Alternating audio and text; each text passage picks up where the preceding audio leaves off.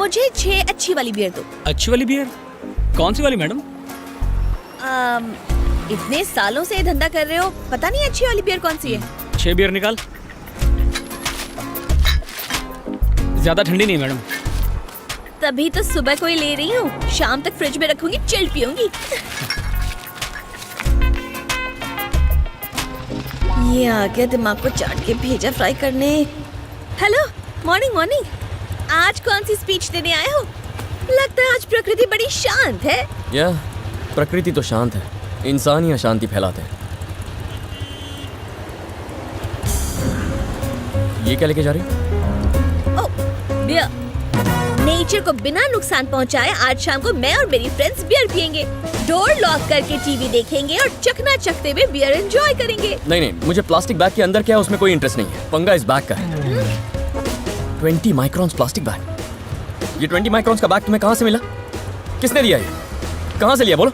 अरे कहाँ से? ये क्या है यार, तुम इस थैली के पीछे क्यों पड़ गए हो? इस प्लास्टिक बैग पर बैन लग चुका है। जिसने भी दिया उसे मैं छोड़ूंगा नहीं। मेरे साथ चलो। कम कम कम कम। रहने दो ना, क्यों मेरी इज्जत को बलूदा कर रहे हो? ये बैग्स पर बैन लग गया ना, क्यों यूज कर रहे हो बताओ?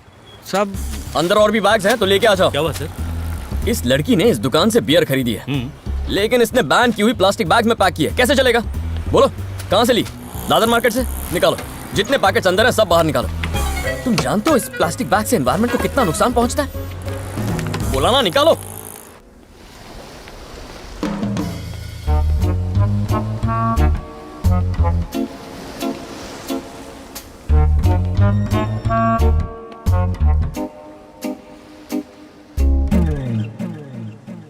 मॉर्निंग में एलबी केमिकल्स में मैंने जॉब ज्वाइन की।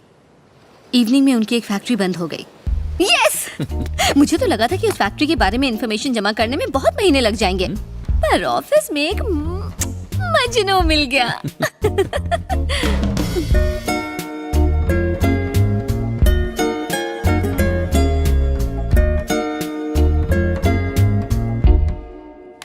हाँ, मुझे लगा ही था।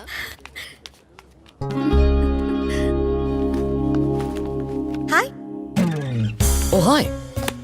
इस जगह को अच्छी तरह चेक किया ना? ये कप ओके है ना? परफेक्ट। ये पेपर कप है। It can be recycled. Please stop it यार। ये फ्रेंड है? इस ज्ञान बाबा के अलावा तुम्हें और कोई नहीं मिला? क्यों अच्छी खासी लाइफ को वेस्ट किए जा रहे हो यार? कभी पटाखों के पीछे पड़ते हो, कभी प्लास्टिक की थैलियों की। तुम्हारी लाइफ में फन जैसी कोई चीज ही नहीं है ना? You know what? कल हम कुछ तूफानी करने का सोच रहे हैं। तुम चाहो तो चल सकती हो। वर्ली सी face, 6 o'clock in the morning. See you.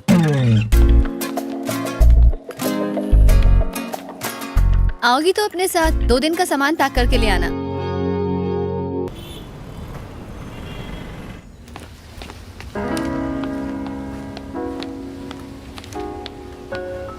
Hello. Hi. Hi. Paper को नहीं, नेचर को देखकर चाय पीजिए।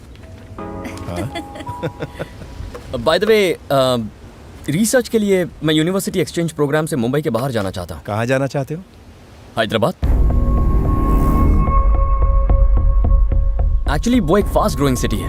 एनवायरनमेंट पर मैं जो स्टडी कर रहा हूँ उसके लिए वो एक अच्छी केस स्टडी है, इसीलिए सोच रहा हूँ। अभी नहीं आनंद, पिताजी की तबीयत आजकल ठीक नहीं रहती। आए दिन हमें चेकअप के लिए हॉस्पिटल के चक्कर लगाने पड़ते हैं। तुम यहाँ होगे तो अच्छा होगा। अच्छा, वो तो ठीक ही लग रहा है। नो सुरेश, मुझे उनकी सेहत की फिक्र है आनंद। Okay, bye. आपने ऐसा क्यों किया? मैं नहीं चाहता कि हैदराबाद का साया भी इस पर पड़े। भाई, आज ये कार डिलीवर करनी है। आप इसका ट्रायल कर लोगे तो मैं उन्हें फोन कर दूंगा। ठीक है। भाई साहब, मेरी स्कूटर अचानक से बंद पड़ गई है। बॉस। हाँ भाई। जरा स्कूटर चेक करो। हाँ। यहाँ क्या देख रहे हो? क्या हुआ मैडम? इसे स्टार्ट कर रही हूँ तो स्टार्ट ही नहीं हो रही है। आप हटिए, मैं देखता हूँ।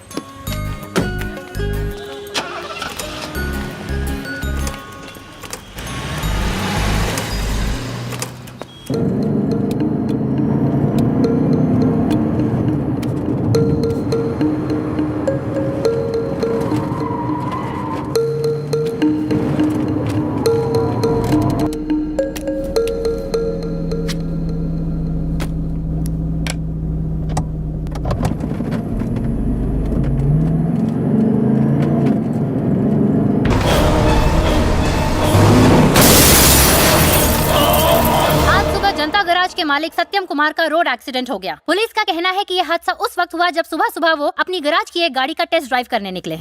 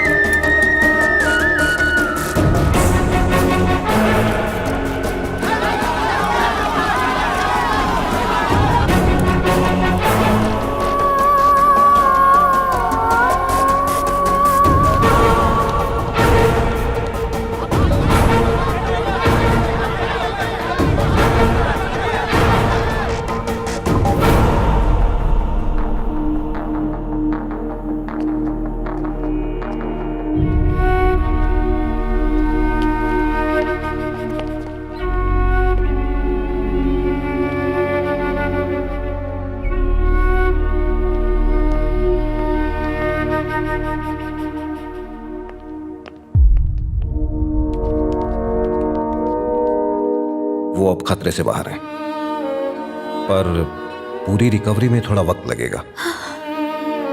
मैं वही कह रहा हूं जो डॉक्टर ने मुझे बताया। हमारे भैया की अब उम्र हो गई है, उनके लिए उतना स्ट्रेस अब ठीक नहीं है। जिस तरह का काम वो करते हैं अब उन्हें वो बंद करना चाहिए। ये मैं एक पुलिस ऑफिसर होने के नाते नहीं कह रहा हूं, एक शुभ चिंतक होने के नाते। फैसला आप पर है। 25 साल बाद जाके अब प्लान पूरा होने वाला था, वो बच कैसे गया? किस्मत बहुत अच्छी है, पर हमारी खराब है। देखो, हमारी पोल नहीं खुलनी चाहिए। कोई पकड़ा तो नहीं गया ना? हादसे के 1 घंटे के अंदर ही अपुन ने सारे लड़कों को यूपी भेज दिया।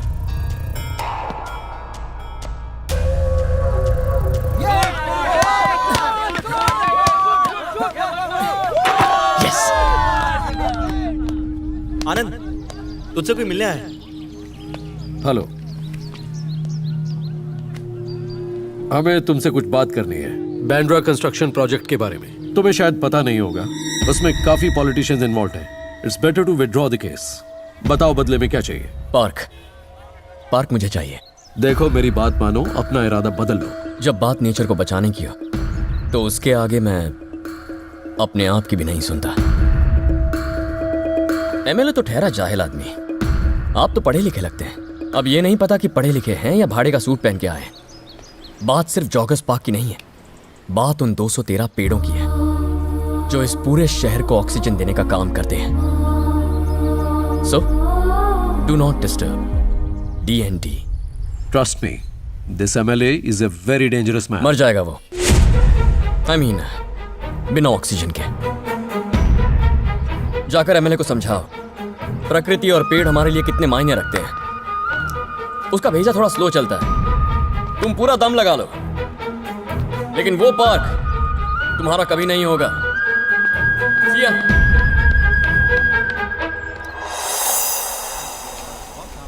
समंदर और आपके बीच का रिश्ता एक माँ और बच्चे की तरह है। आपको उसका ख्याल रखना चाहिए। मानता हूं आप ज्यादा से ज्यादा मछलियां पकड़ना चाहते हैं, लेकिन ज्यादा मछलियां पकड़ना भी हानिकारक हो सकता है। पर्यावरण की भलाई इसी में है कि आप जरूरत के हिसाब से मछलियां पकड़ें। अगली बार समंदर में जाने से पहले एक बार आपस में चर्चा कर लीजिए कि उस दिन आपको कितनी मछलियां पकड़नी है। मैं एमएलए देश पांडे का भाई हूँ। कल मछलियां पकड़ने आपके साथ मैं भी चलूंगा, तभी बात कर लेंगे।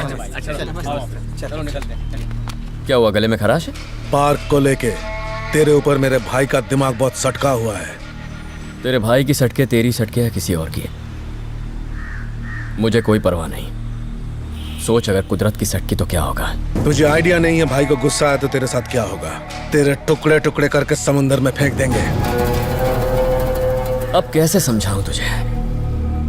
मेरे भाई, आकाश, वायु, धरती, ये समंदर, इनके गुस्से के आगे कोई नहीं टिक सकता। भाई का गुस्सा हम तेरे को दिखाएंगे। तू बता कुदरत क्या करेगी? हो जाए मुकाबला, जो जीता पार्क उसका। बोल क्या बोलता है? नहीं मानेगा। पर तुझे पूरा सीन दिखाने से पहले मैं छोटा सा सैंपल दिखाना चाहता हूं। आई प्रॉमिस, ये बस एक छोटा सा सैंपल होगा।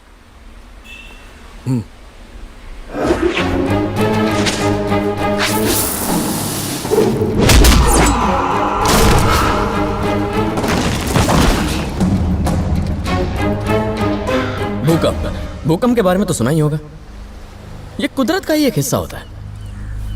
ये मेरा सैंपल था। अब पूरा सीन देखोगे?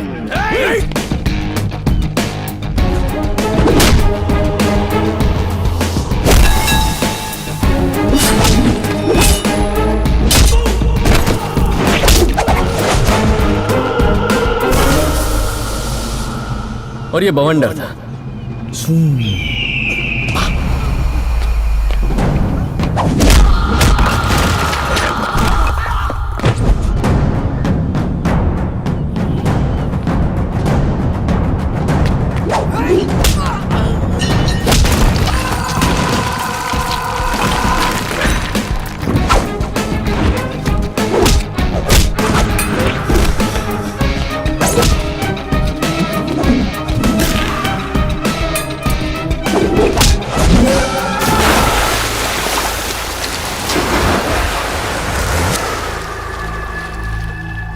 एक और खतरनाक चीज है, सुनामी।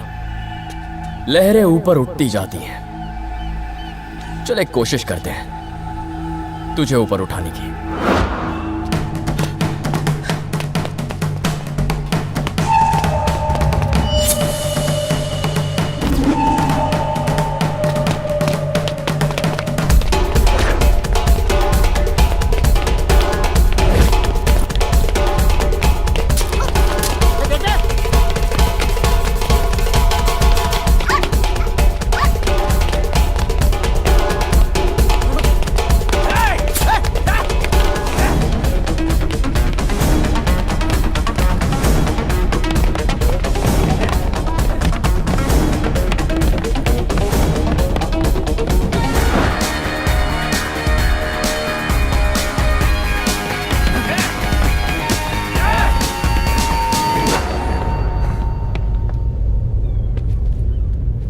भाई कुदरत का कहर देख लिया मैंने, समझ गया तेरी बात। जाने दे मुझे।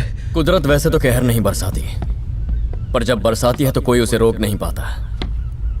जब तक तबाही का मंजर नहीं दिखाती, रुकने का नाम नहीं लेती।